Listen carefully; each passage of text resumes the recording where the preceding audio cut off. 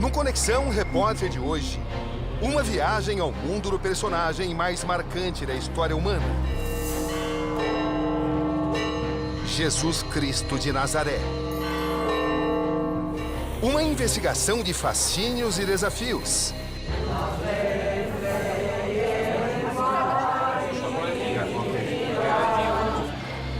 Que começa com uma pergunta cortante. É possível encontrar provas científicas da passagem dele? Estamos nesse momento nos aproximando da casa de José. É uma gruta. A gente tem que se abaixar. É uma passagem estreita. E o acesso não é fácil. A iluminação é pouca. Percorremos as mais diversas regiões da Terra Santa. Das origens em Belém. Estamos diante de um dos lugares mais sagrados do cristianismo. O local exato onde nasceu o menino Jesus, aqui na Igreja da Natividade. Fiéis se aproximam e colocam a mão num ato de fé. Aos segredos do ministério em Nazaré. Os sinos dobram. Esta é a Igreja da Anunciação em Nazaré, a maior catedral do Oriente Médio, construída segundo tradição católica sob o local onde viviam José e Maria. Daqui já é possível se avistar a Igreja do Santo Sepulcro. Ali está, em cima.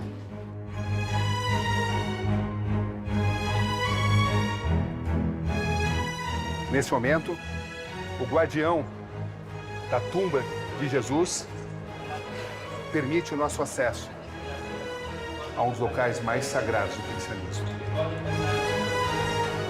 Aqui, o principal tesouro desse local. Parte da tumba original onde ficou depositado o corpo de Jesus.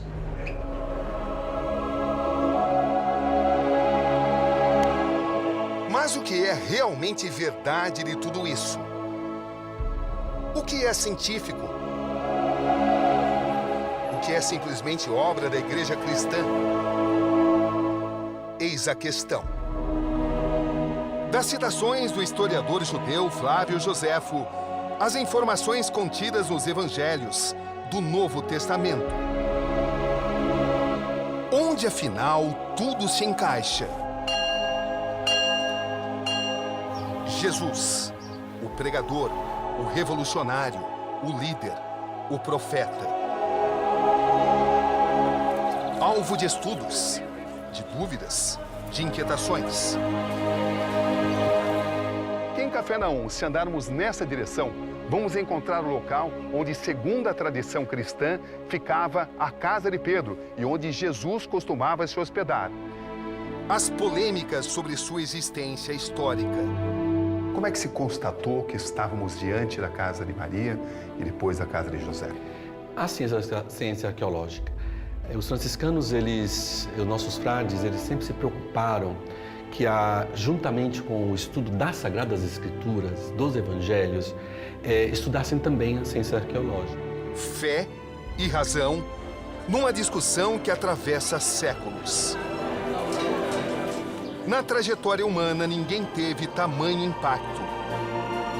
Inspirou o surgimento da maior religião do planeta. Estamos em Belém, na Autoridade Palestina, onde a lua cheia e as luzes da Igreja da Natividade compõem um cenário único. Aqui, há mais de 2000 anos, nasceu o personagem que iria dividir a história em antes e depois dele. Até que ponto a fé e a ciência podem entrar em comunhão? Em busca do Jesus histórico, começamos agora nossa investigação. Aqui, Roberto Cabrini. E esse é o Conexão Repórter de hoje.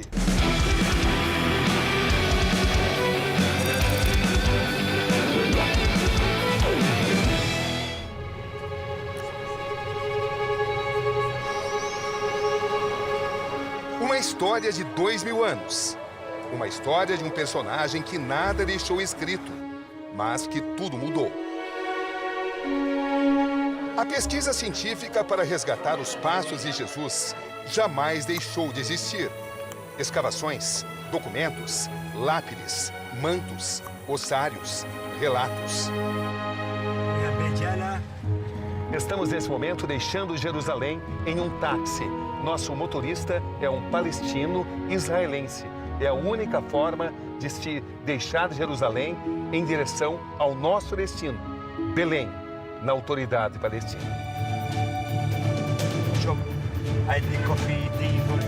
Nos arredores de Belém está a Igreja da Natividade.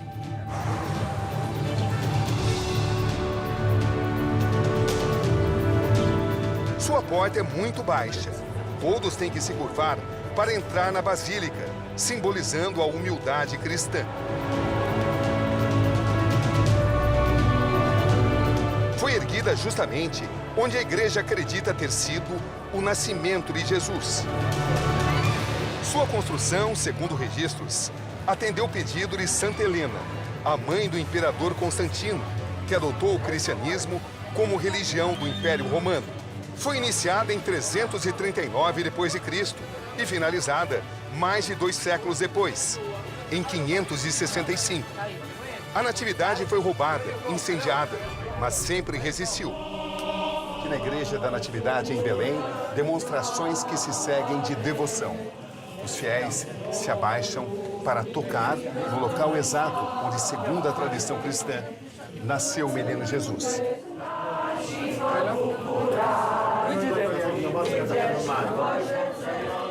Estamos diante de um dos lugares mais sagrados do cristianismo.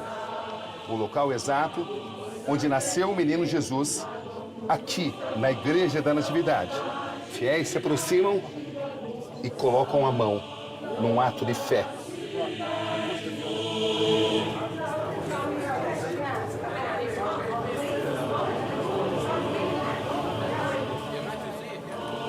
Na Igreja de Belém, um dos pontos mais importantes, a manjedoura, que embalou os sonhos do menino Jesus.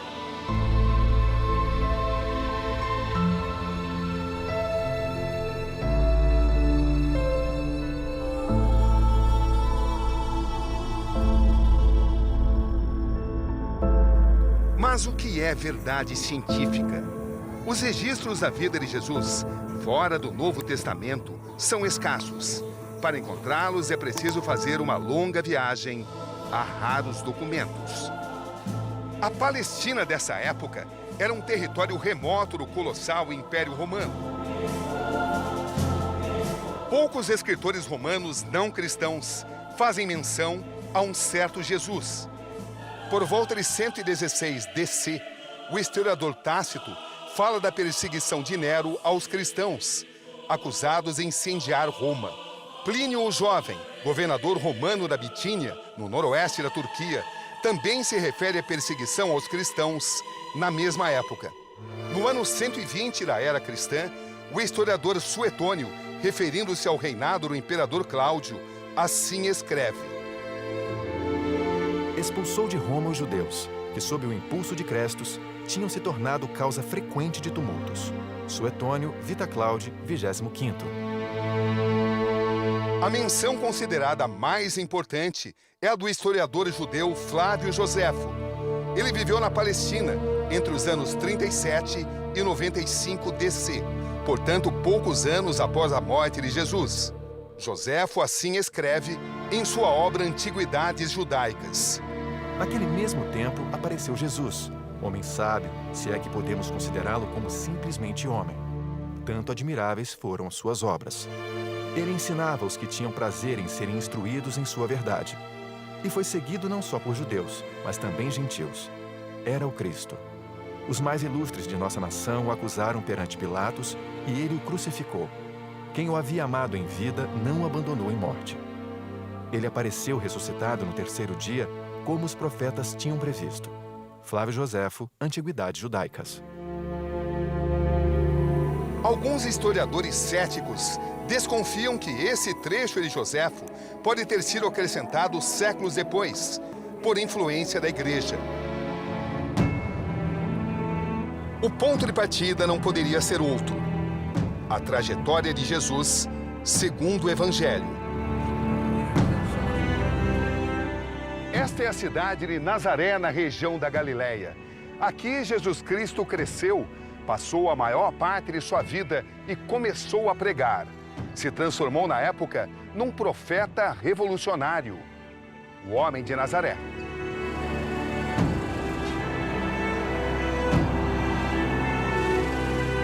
Ali a cruz, logo acima o minarete, uma situação comum aqui em Nazaré. A terra de Jesus tem hoje a maior população árabe de Israel e é também a sede da maior catedral do Oriente Médio, a Igreja da Anunciação.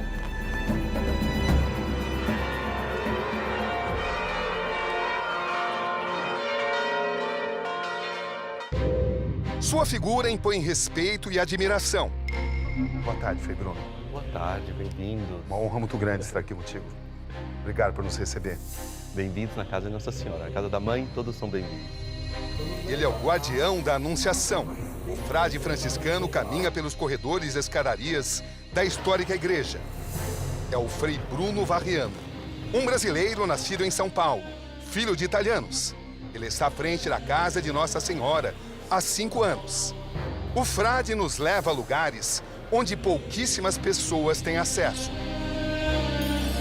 A igreja foi erguida sobre as grutas de José e Maria e marca o local da Anunciação, onde o anjo Gabriel anunciou a Maria que ela seria mãe do Filho de Deus. Frei Bruno, a Basílica da Anunciação guarda muitos segredos. Nós chamamos de mistérios, não? O mistério de um Deus que se aproxima, de um Deus que caminha, que vive, que se encarna. Quando me pediram para ser o guardião, o reitor da Casa de Nossa Senhora, era a Casa da Sagrada Família, que era a Casa de São José, eu quase não acreditava, não, que eu iria ter uma graça tão grande. Que mistérios foram revelados aqui? Então, esses mistérios, o mistério de um Deus que é tão grande e visita alguém tão pequena, Maria, uma jovem de 15 anos, José, que estava aqui, tinha projetos de casamento, e esse Deus que intervém nessa história dessas duas figuras muito simples, podemos dizer pobres, aqui era um povoado agrícola. Quais são as evidências de que José e Maria viveram aqui? Então, as escavações. Aqui se encontram três notícias importantes. O Evangelho, que fala de Nazaré, a tradição litúrgica das casas de Nossa Senhora, a casa de Nossa Senhora, a casa de São José, transformada em lugar de oração, do primeiro século até hoje, nunca mudaram de lugar. E depois, a confirmação da ciência arqueológica. Quer dizer, aqui era um povoado do primeiro século, aqui viviam pessoas no primeiro século e essas pessoas viviam aqui depois com uma grande devoção a Maria e a José. O senhor jamais duvidou da sua fé? Então, eu sou psicólogo clínico, psicoterapeuta e também estudei a Bíblia aqui. E cada vez que eu conheço a humanidade de Jesus, porque Nazaré é humanidade, aqui eu encontro um Jesus humano, não? Tinha um teólogo que dizia, humano assim não tem dúvida, é Deus. Não é fácil conter a emoção. Mesmo colocando a ciência como referência. Frei Bruno nos mostra as escavações feitas por padres arqueólogos. Então, aqui são as escavações do Padre Bagatti. Ele encontra um povoado agrícola do primeiro século, encontra habitações que eram próximas da casa de Maria e de José, encontra também o período bizantino. Temos ainda restos do tempo bizantino, do terceiro, quarto e quinto século. Encontra também restos da Igreja dos Cruzados. O que nós temos aqui? Então, nós temos aqui os restos da igreja do período bizantino, da Antiguidade, não? Com aquelas do primeiro século, com as pedras das rochas do primeiro século e também desse período bizantino, que era um período posterior ao período antigo, aquele de Herodes, chamamos assim, do primeiro século. Então, Maria e José moravam perto um do outro. Moravam perto. Era um povoado de 450 habitantes. Então, eram casas muito próximas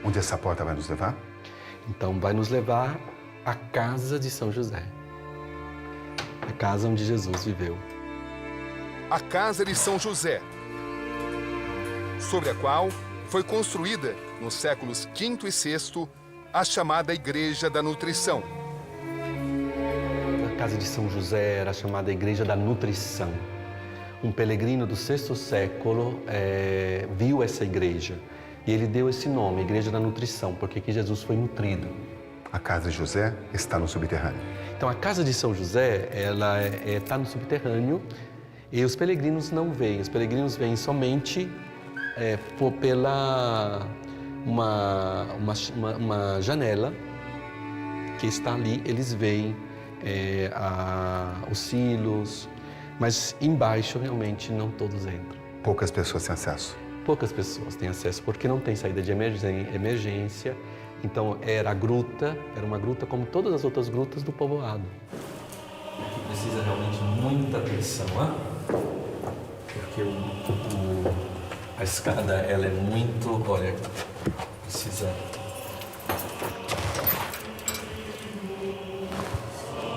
Estamos nesse momento nos aproximando da casa de José. É uma gruta. A gente tem que se abaixar. É uma passagem estreita. E o acesso não é fácil. A iluminação é pouca. Vocês vejam a dificuldade que é caminhar por aqui. Uma passagem difícil, muito estreita.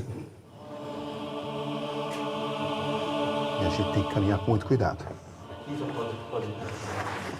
Aqui já fica mais fácil para a gente caminhar.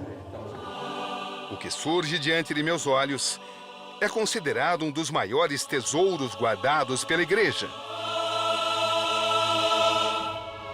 Aqui nós estamos a cerca de 200 metros da casa de Maria. Estamos aqui a 200 metros e na casa de José. Era uma casa grande, era a carpintaria dele. Nós aqui encontramos, temos sempre que ter muita atenção para caminhar, mas aonde eles amarravam as jarras para cozinhar. Encontramos também o lugar onde colocavam sal. Aqui é bem visível. Onde eles cozinhavam. Como é que se constatou que estávamos diante da casa de Maria e depois da casa de José? A ciência arqueológica. Os franciscanos, os nossos frades, eles sempre se preocuparam que, juntamente com o estudo das Sagradas Escrituras, dos Evangelhos, estudassem também a ciência arqueológica. Os estudos arqueológicos demonstram que José não só vivia, como também trabalhava aqui. Qual é a prova mais importante de que isso de fato aconteceu? Então, pela gruta, ela ter uma forma de uma carpintaria mesmo. Ela é maior do que as outras. Nós vemos sinais de habitação, mas também de lugar de trabalho, né? Nós temos um lugar onde certamente era a mesa, onde eles tinham realmente outras, não era hoje, nós vemos somente as ruínas, né? Mas era o lugar onde ele trabalhava. As evidências demonstram que Jesus praticou a atividade de carpinteiro aqui também? Então, certamente, ele vivendo até 30 anos na companhia do pai morreu antes, ele teve que exercitar essa profissão para cuidar da mãe. É tanto que Jesus fica aqui até 30 anos. No berço do cristianismo, igrejas e mesquitas dividem espaço.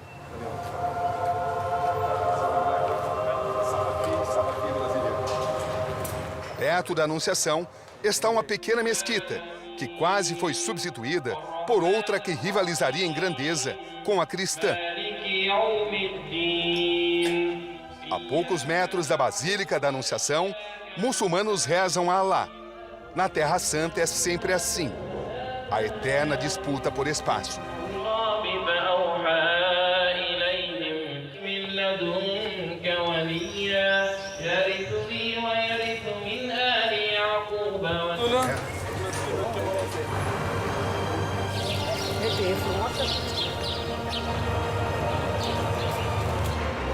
Região da Galileia. Aqui, aos 30 anos, Jesus é batizado por outro conhecido pregador da época. Sua vida mudaria para sempre. Seu batismo feito por seu primo João Batista. Tudo se resume em um imenso ato de fé. Para o cristão, tocar essas águas representa um instante mágico. Invariavelmente, todos falam que essas águas, onde Jesus Cristo foi batizado por João Batista, têm poder de cura. Todos registram que entram de uma forma e saem das águas do Rio Jordão de uma outra forma. Uma nova pessoa, um novo ser. Gente do mundo inteiro passa por aqui. Uma cena que se repete sem parar. Todos querem sentir a experiência de um novo batismo nas águas que banharam Cristo.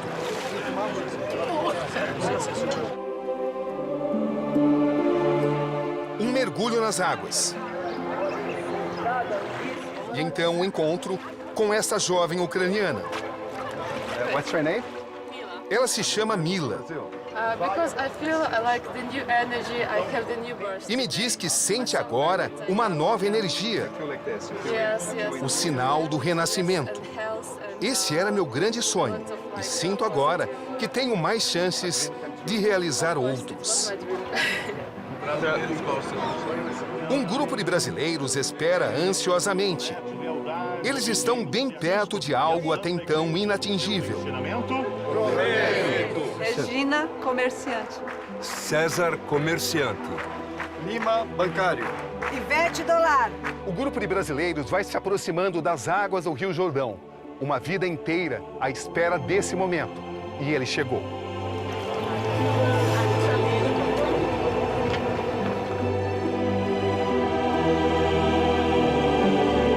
O que a senhora espera desse momento? Bênção de Jesus na minha vida. Obrigado. O que a senhora espera? Espero um Brasil melhor, um mundo melhor, paz de todo mundo. E aqui estou renovando a nossa fé. Tudo começa agora. Agora, graças a Deus.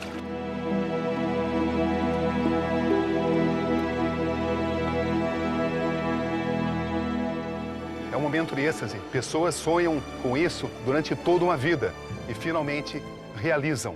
Elas saem de forma diferente.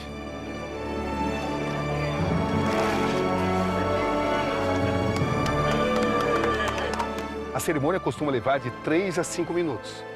Quando termina, eles não se sentem mais a mesma pessoa. Como é que a senhora está nesse instante? Renovada. Só sente uma diferença? Sim. Ela está no mesmo lugar que Jesus foi batizado. É muita emoção mesmo.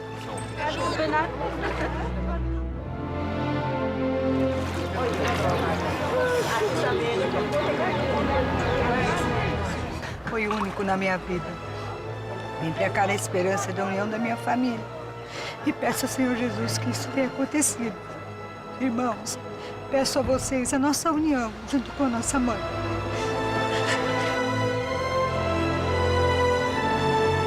Não se conhece os destinos dos originais escritos. Teólogos concluem que os evangelhos foram elaborados nos anos 70 seguintes à morte de Jesus. São autores de diferentes níveis de instrução, diferentes procedências. O Evangelho de Marcos é o mais antigo, possivelmente antes do ano 50 da era cristã. Marcos se baseia nos relatos de Pedro, apóstolo de Jesus, provavelmente o seu sobrinho. Pela riqueza de detalhes com que ele descreve Jerusalém, acredita-se que Marcos tenha sido um habitante da cidade. Lucas foi um médico grego, discípulo de Paulo, que muitos historiadores consideram o fundador do cristianismo. Lucas foi o mais culto dos escritores do Evangelho. Seu relato reflete cristãos sírios, gregos, a visão dos gentis. Seu Evangelho foi escrito entre os anos 80 e 90. João foi o mais novo discípulo de Jesus, talvez seu sobrinho, embora muitos historiadores não estejam convencidos de que o João que escreveu o Evangelho seja o mesmo João, apóstolo de Jesus. Ele tem a visão mais avançada, liberal para a época, preocupado em demonstrar a intenção de Jesus em se distanciar do judaísmo ortodoxo. Seu evangelho foi escrito entre os anos 90 e 100 da era cristã. Mateus foi um cobrador de impostos, possivelmente primo do mestre. Acredita-se que, pela ausência de descrições e costumes judaicos, se tratava de um judeu escrevendo para judeus. Seu evangelho se baseia numa série de sermões de Jesus, acrescentados de biografias escritas à época. Os evangelhos, como conhecemos hoje, foram reescritos séculos depois de suas versões originais, com maiores ou menores alterações. Jesus prega uma mensagem radical que assusta os judeus mais do que os romanos. Ele é chamado de Messias, o Libertador, o Salvador. Sermões, milagres e 12 apóstolos. Jesus está sempre se movimentando na Galileia, sempre sendo perseguido. Estamos em um dos lugares mais importantes para o estudo arqueológico do cristianismo. Ao fundo, o Mar da Galileia. Aqui, as ruínas de Cafarnaum, onde Jesus Cristo desenvolveu boa parte de seu ministério. Na sua época, viviam aqui cerca de 2.000 pessoas. Se nós andarmos nessa direção, vamos encontrar as ruínas de uma sinagoga que foi construída, segundo estudos, entre o século II e IV. E se nós viermos aqui nesta direção, vamos notar a diferença entre essas pedras mais claras e as pedras mais escuras. As mais escuras são as ruínas da sinagoga do Templo de Jesus. Aqui ele passava seus ensinamentos. Vamos encontrar o local onde, segundo a tradição cristã, ficava a casa de Pedro e onde Jesus costumava se hospedar. No século V foi construída em cima da casa de Pedro uma igreja octogonal. Aquelas pedras entre o primeiro e o segundo muro, segundo estudos, são da época de Jesus. Qual é a prova de que aqui era a casa de Pedro? Bom, podemos ver a igreja heptagonal que já está aqui localizada há 1.700 anos. Então a tradição e a prova é bem antiga. Acima disso, acharam aqui os arqueólogos mais de 100 moedas do mundo inteiro de peregrinos do mundo que chegaram aqui buscar o ponto que era a casa de Jesus. Aqui outro ponto importante. Estudos indicam que ali ficava a porta de entrada da chamada Sinagoga de Jesus. Aqui ele contestava os dogmas da época e começou a ganhar seguidores. A popularização de suas mensagens nunca mais iria parar. Nas ruínas, uma inscrição. Sinagoga Branca, construída no século IV, sobre o que sobrou da Sinagoga de Jesus. Este é o frade italiano Salvatore Vilardi. Ele é categórico. Não há dúvidas de que Jesus esteve aqui. Pregou, passeou, ensinou. Exerceu suas atividades por pelo menos 2 anos. Lei a estátua qua molte volte. Vengo ogni 2 anni, almeno ogni 2 anni per portare i pellegrini. Suas mensagens ultrapassam as fronteiras da remota Galileia e chegam, enfim, à grande Jerusalém, a metrópole da região. Jerusalém está repleta de símbolos judaicos, cristãos e muçulmanos. A cidade é venerada pelas 3 religiões monoteístas. A disputa de cada centímetro dessa terra sagrada é motivo permanente de uma guerra sem fim pelo poder em nome da fé. No dia 2 de abril, domingo de Ramos, Jesus é aclamado pela multidão em Jerusalém. A ira dos sacerdotes tradicionais é incontrolável. Traído por Judas, Jesus é levado a Caifás, o sumo sacerdote. Acusado de heresia, é entregue aos romanos. Para o império, aquele pregador judeu tem pouca importância. Mas para o governador romano da Judéia, Pôncio Pilatos, é preciso aplacar a revolta dos sacerdotes. A trajetória final de Jesus à cruz até hoje é motivo de debate. Muitos historiadores acreditam que o percurso tenha sido desenhado por conveniência da igreja. O local é hoje ocupado por um intenso mercado árabe. Aqui começa a Via Crucis, a caminhada final de Jesus na Via Dolorosa em Jerusalém.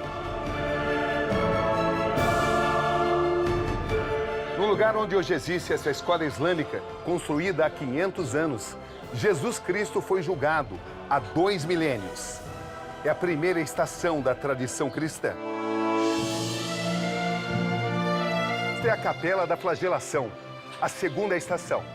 Aqui, depois de ter sido condenado à morte por crucificação, Jesus é flagelado pelos soldados romanos, recebe uma coroa de espinhos e é obrigado a começar a caminhar carregando a cruz. Aqui a movimentação é constante. Pessoas de todas as partes do mundo. Aqui a presença da polícia israelense. E a caminhada de Jesus, há 2000 anos, continua carregando a cruz. Neste local, onde foi construída em 1948 uma igreja católica armênia, Jesus cai pela primeira vez. Essa passagem é marcada por aquela imagem. Segundo a tradição cristã, a terceira estação.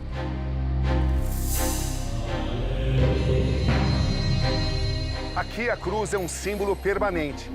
Bem ao lado, a quarta estação, onde Jesus encontra Maria.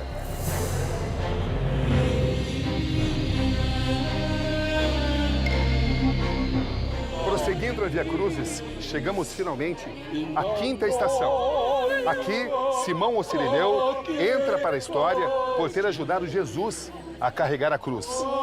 Também nesse local existe outra história que chama muita atenção. Jesus teria se apoiado em uma rocha e sua mão teria ficado impressa, como esse senhor está fazendo aqui. Esse é o ponto. Fiéis de todas as partes do mundo colocam a mão aqui, à espera de um milagre, à espera de uma dádiva.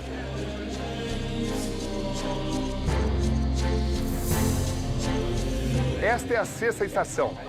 Esta pequena capela, de origem greco-católica, marca o local onde Verônica teria limpado o rosto de Jesus, repleto de sangue e lágrima. Segundo a tradição cristã, o rosto de Jesus teria ficado impresso no véu usado por Verônica.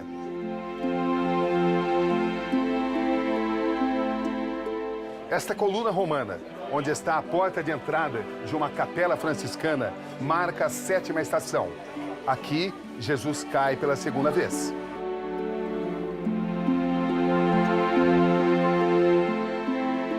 Aqui na oitava estação, Jesus consola as mulheres de Jerusalém. Ele vai perdendo as forças. O esforço é grande demais.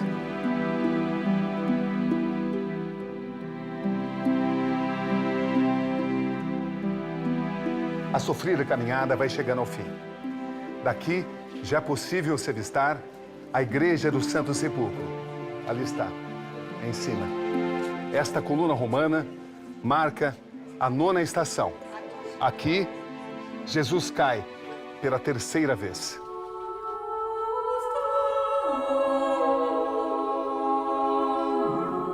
A caminhada de cerca de 700 metros, repleta de obstáculos, está chegando ao fim.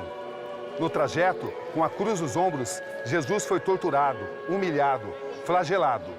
Segundo a visão das igrejas cristãs mais tradicionais, este é o ponto da crucificação, onde se ergue a Igreja do Santo Sepulcro. Uma construção de quase 17 séculos de história. Aqui, cada centímetro do templo sagrado é repartido por 6 diferentes igrejas conservadoras. A dramática disputa pelo rebanho, fé e poder. É um local de muitas igrejas, uma profusão de sentimentos. Aqui, um local de muita emoção. Os fiéis se ajoelham, choram, colocam as mãos nessa rocha. O local onde, segundo a tradição das igrejas mais conservadoras, o corpo de Jesus foi ungido.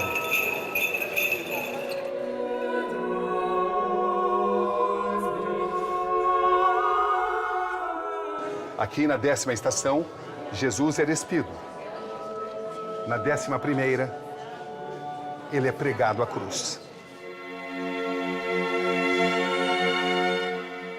A longa fila leva ao altar grego, erguido sobre a rocha do Calvário. Assim tem sido há séculos. A mesma fé, a mesma devoção. Para essas pessoas, é um momento máximo. Um momento que define tudo aquilo que eles acreditam durante toda uma vida. O ato de se ajoelhar e se tocar em parte da rocha onde se apoiou a cruz, onde Jesus foi crucificado. A mão, nesse local, tem o poder da fé. segundo uma longa e poderosa tradição. O mundo nunca mais foi o mesmo. Os crucificados têm morte lenta, profundamente dolorosa. O fim deles é por asfixia. Para confirmar a morte de Jesus, um soldado romano crava uma lança em seu peito.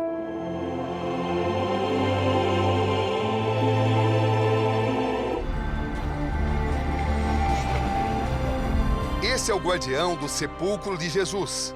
O grego Padre Teodoulos cuida de um dos lugares mais sagrados do mundo.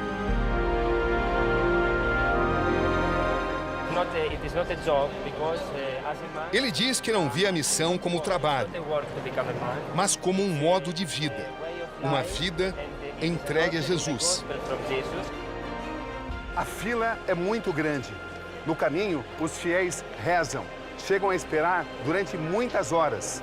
Tudo isso para chegar à 14ª estação. Mais alguns passos e chegaremos ao ponto máximo de toda essa longa caminhada. Aqui fica o túmulo, onde o corpo de Jesus foi depositado. Daqui, Cristo subiu para os céus.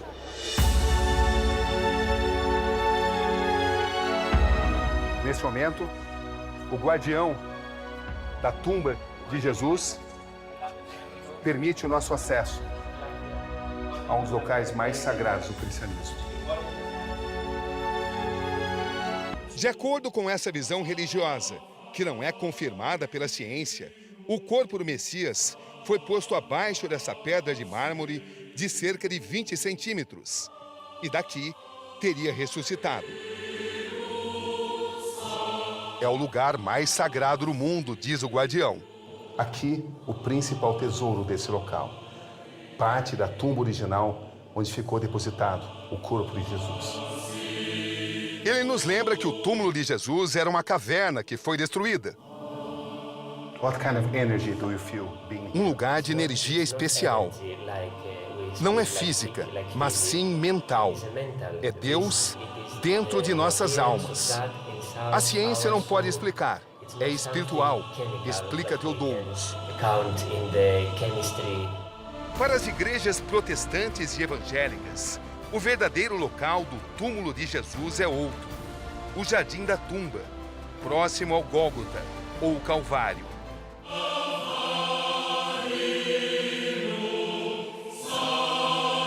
Estamos na área onde foi feita a descoberta arqueológica mais importante sobre a época em que Jesus viveu. Atrás de mim, o Mar Morto, o lugar mais baixo do planeta, 400 metros abaixo do nível do mar. Ao lado do Mar Morto, dessa distância, a gente pode avistar as cavernas Qumran. Exatamente ali, por acidente, um pastor de ovelhas descobriu pergaminhos preciosos, os manuscritos do Mar Morto. Os documentos que revelaram muitas informações sobre a seita dos essênios foram levados pelo pastor até o mercado de Jericó. Até que se descobrisse a importância deles, levou um certo tempo.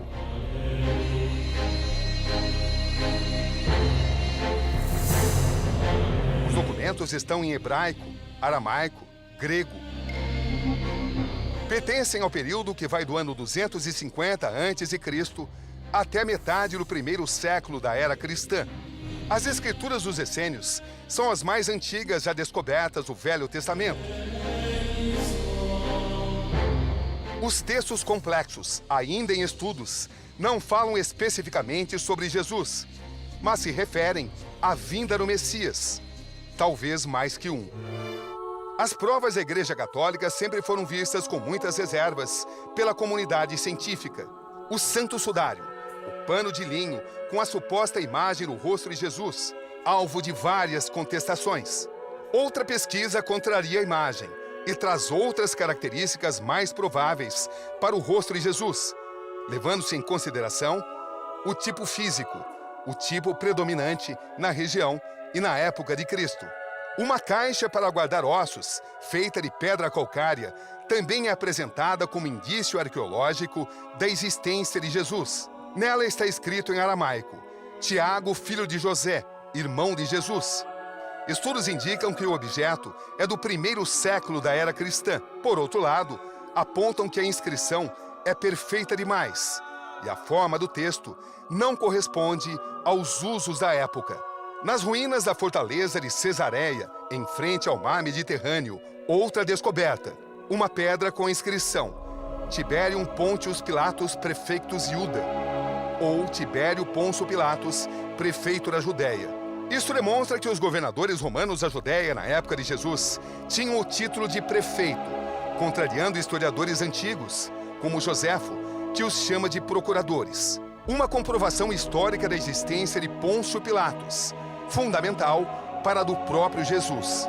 Na região de Canaã, na Galileia, arqueólogos descobrem fragmentos de pelo menos um vaso de pedra, semelhante ao usado por Jesus para fazer seu primeiro milagre, transformar água em vinho durante um casamento.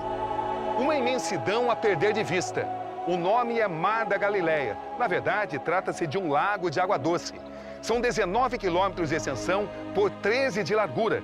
Estamos a 213 metros abaixo do nível do mar. A maior parte do ministério de Jesus aconteceu aqui nesta região, a região do Mar da Galileia. Aqui está guardado outro tesouro. A busca pelo Jesus histórico nos leva a esse barco de pescadores encontrado em 1986. Um achado arqueológico. Um barco de 2000 anos. Um barco da época de Jesus. O barco mede 8 metros de comprimento por 2,3 de largura. Normalmente, micro-organismos já teriam destruído estruturas de madeira como esta. Mas os testes de carbono e as moedas recuperadas no local confirmam que o barco foi construído na época em que Jesus viveu. Não há outra região com tantas marcas de Jesus quanto a do Mar da Galileia. Ali podemos ver a cidade de Cafarnaum, o Monte das Bem-aventuranças, onde Jesus andou sobre as águas, onde ele curou várias pessoas, onde Jesus multiplicou o pão e peixe e onde também ele andou sobre as águas. Aqui ele ganhou os primeiros pescadores, transformou-os de pescadores de peixe para pescadores de alma. A maioria dos eventos públicos, podemos dizer que entra nas nossas mãos agora. O milagre da multiplicação dos pães, um dos mais emblemáticos praticados por Jesus. Você vai conhecer agora o local exato onde, segundo a tradição cristã, acredita-se que tenha acontecido.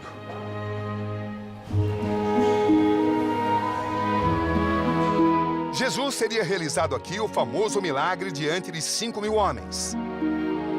No local foi erguida a Igreja da Multiplicação dos Pães, pelos bizantinos, no século V, destruída 2 séculos depois e restaurada no século XIX.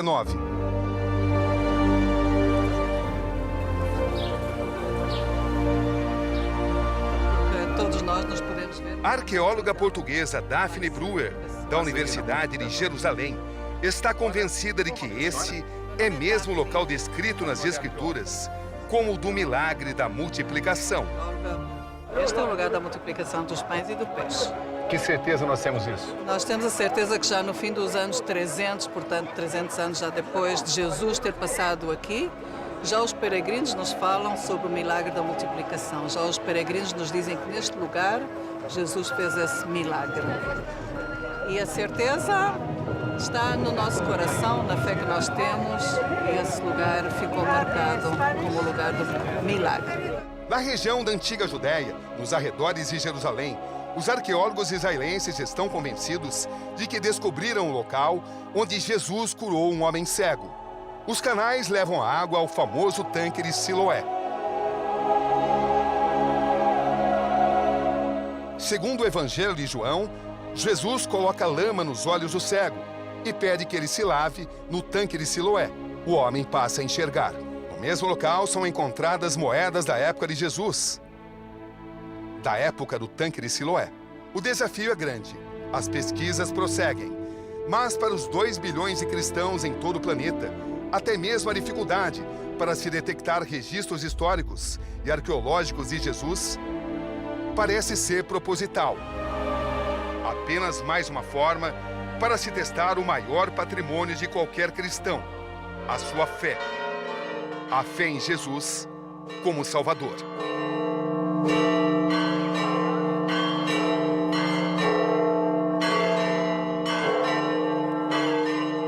ciência jamais vai poder explicar tudo. A fé sempre vai ser o componente insubstituível. Aqui, Roberto Cabrini. E esse foi o Conexão Repórter de hoje.